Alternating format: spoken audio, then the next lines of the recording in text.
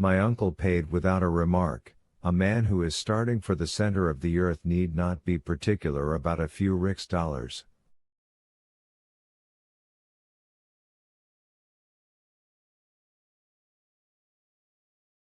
This point being settled, Hans gave the signal, and we soon left Stapy behind us.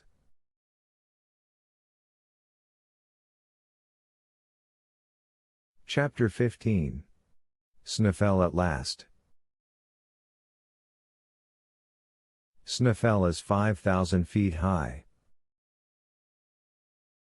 Its double cone forms the limit of a trachytic belt which stands out distinctly in the mountain system of the island.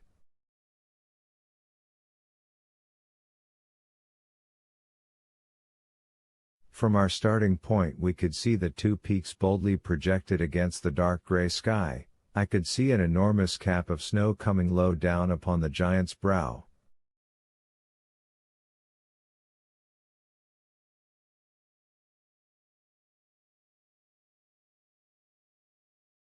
We walked in single file, headed by the hunter, who ascended by narrow tracks, where two could not have gone abreast.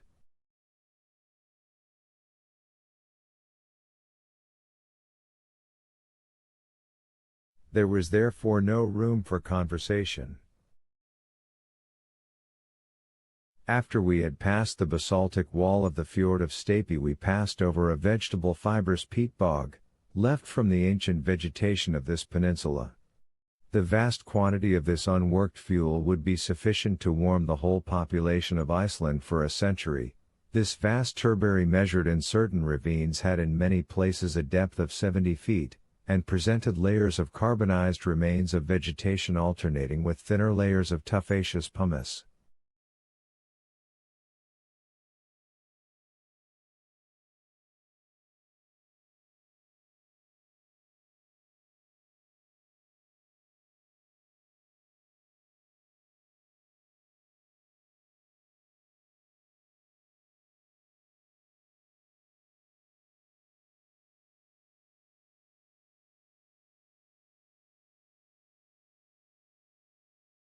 As a true nephew of the Professor Liedenbrock, and in spite of my dismal prospects, I could not help observing with interest the mineralogical curiosities which lay about me as in a vast museum, and I constructed for myself a complete geological account of Iceland.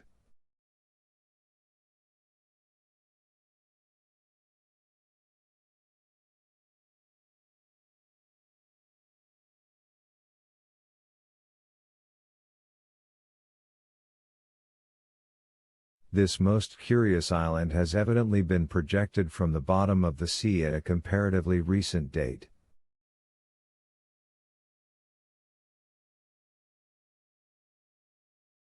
Possibly, it may still be subject to gradual elevation. If this is the case, its origin may well be attributed to subterranean fires.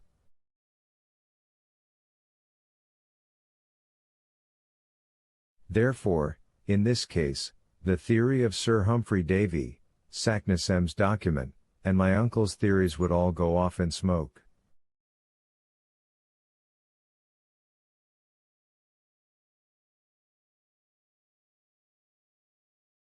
This hypothesis led me to examine with more attention the appearance of the surface, and I soon arrived at a conclusion as to the nature of the forces which presided at its birth.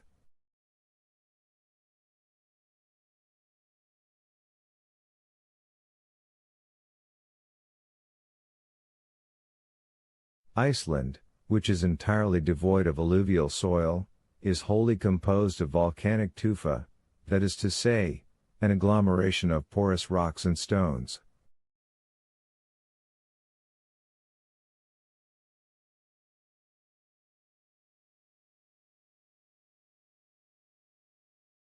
Before the volcanoes broke out it consisted of trap rocks slowly upraised to the level of the sea by the action of central forces. The internal fires had not yet forced their way through.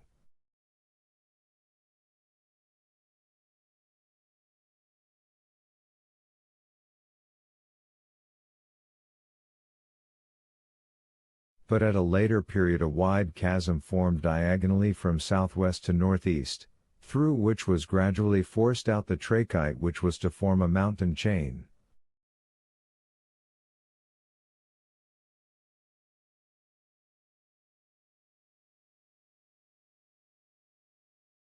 No violence accompanied this change, the matter thrown out was in vast quantities, and the liquid material oozing out from the abysses of the earth slowly spread in extensive plains or in hillocky masses.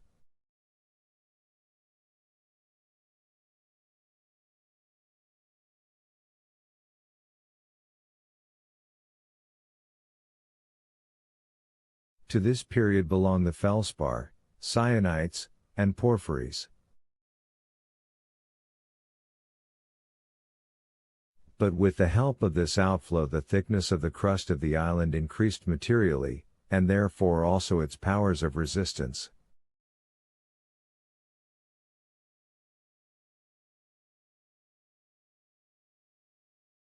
It may easily be conceived what vast quantities of elastic gases, what masses of molten matter accumulated beneath its solid surface whilst no exit was practicable after the cooling of the trachytic crust.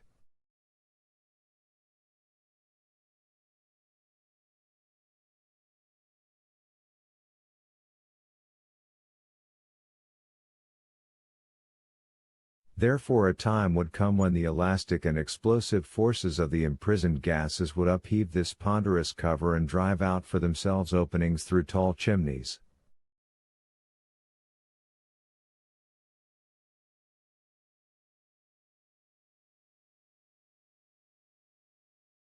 Hence then the volcano would distend and lift up the crust, and then burst through a crater suddenly formed at the summit or thinnest part of the volcano.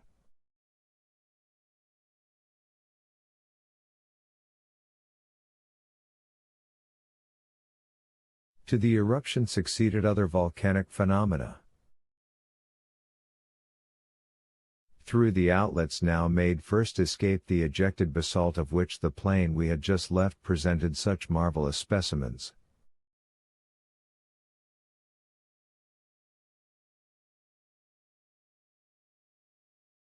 We were moving over grey rocks of dense and massive formation, which in cooling had formed into hexagonal prisms.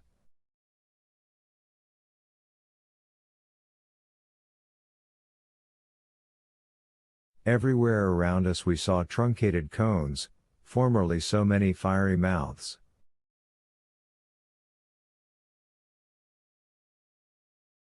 After the exhaustion of the basalt, the volcano, the power of which grew by the extinction of the lesser craters, supplied an egress to lava, ashes, and scoriae, of which I could see lengthened screes streaming down the sides of the mountain like flowing hair.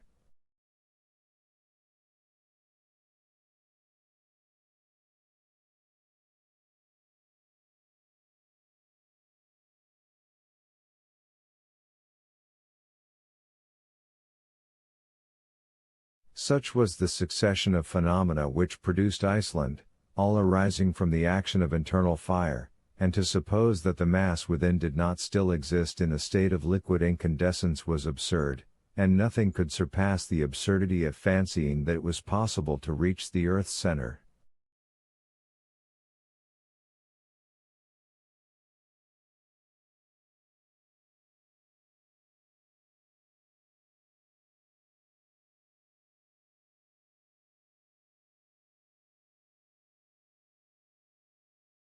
So I felt a little comforted as we advanced to the assault of Snæfell. The way was growing more and more arduous, the ascent steeper and steeper, the loose fragments of rock trembled beneath us, and the utmost care was needed to avoid dangerous falls.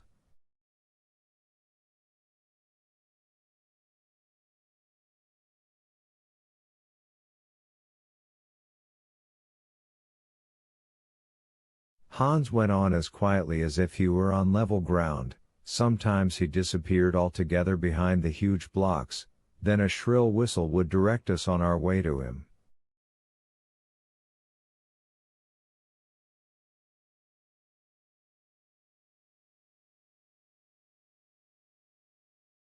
Sometimes he would halt, pick up a few bits of stone, build them up into a recognizable form, and thus made landmarks to guide us in our way back.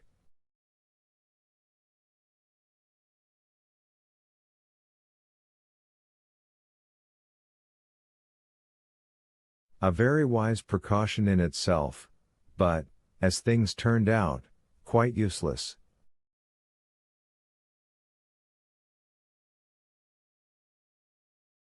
Three hours' fatiguing march had only brought us to the base of the mountain. There Hans bid us come to a halt, and a hasty breakfast was served out. My uncle swallowed 2 mouthfuls at a time to get on faster. But, whether he liked it or not, this was a rest as well as a breakfast hour, and he had to wait till it pleased our guide to move on, which came to pass in an hour.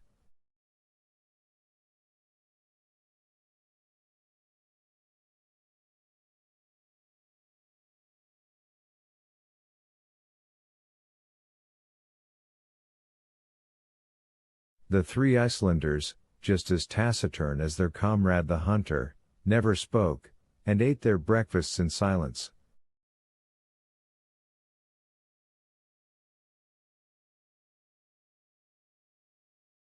We were now beginning to scale the steep sides of Snæfell. Its snowy summit, by an optical illusion not unfrequent in mountains, seemed close to us, and yet how many weary hours it took to reach it.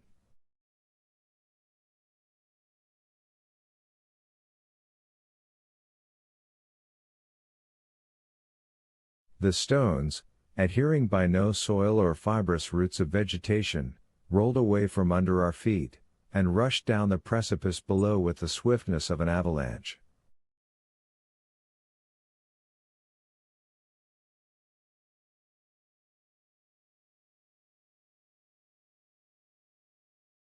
At some places the flanks of the mountain formed an angle with the horizon of at least 36 degrees, it was impossible to climb them, and these stony cliffs had to be tacked round, not without great difficulty. Then we helped each other with our sticks.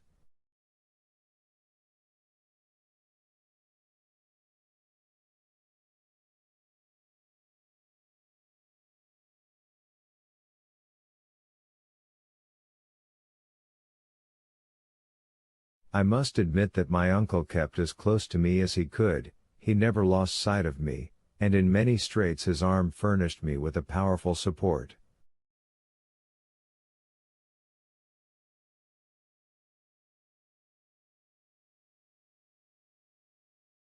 He himself seemed to possess an instinct for equilibrium, for he never stumbled.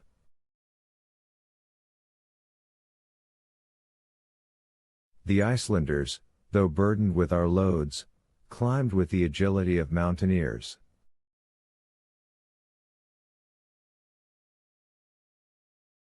To judge by the distant appearance of the summit of Snæfell, it would have seemed too steep to ascend on our side.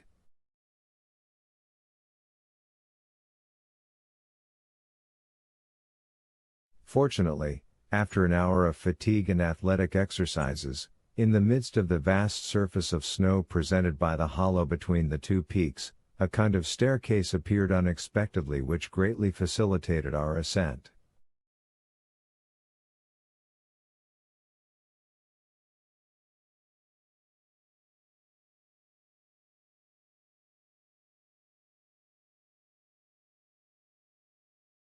It was formed by one of those torrents of stones flung up by the eruptions, called Sting by the Icelanders.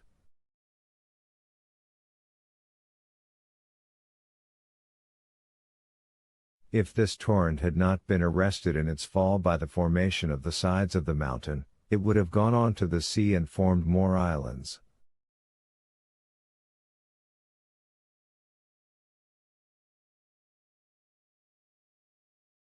Such as it was, it did us good service.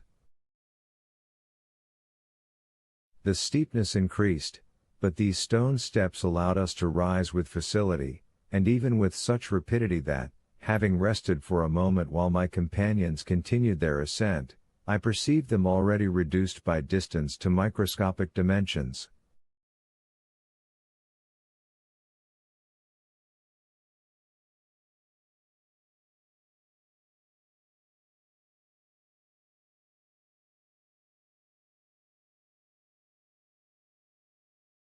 At 7 we had ascended the 2,000 steps of this grand staircase, and we had attained a bulge in the mountain, a kind of bed on which rested the cone proper of the crater.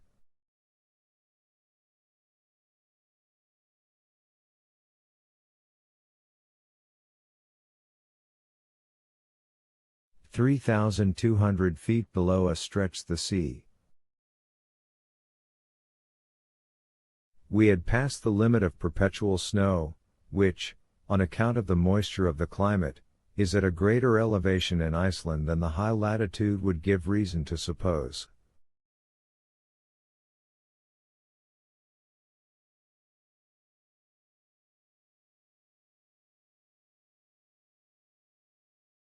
The cold was excessively keen.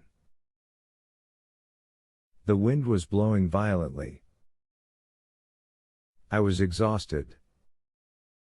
The professor saw that my limbs were refusing to perform their office, and in spite of his impatience he decided on stopping.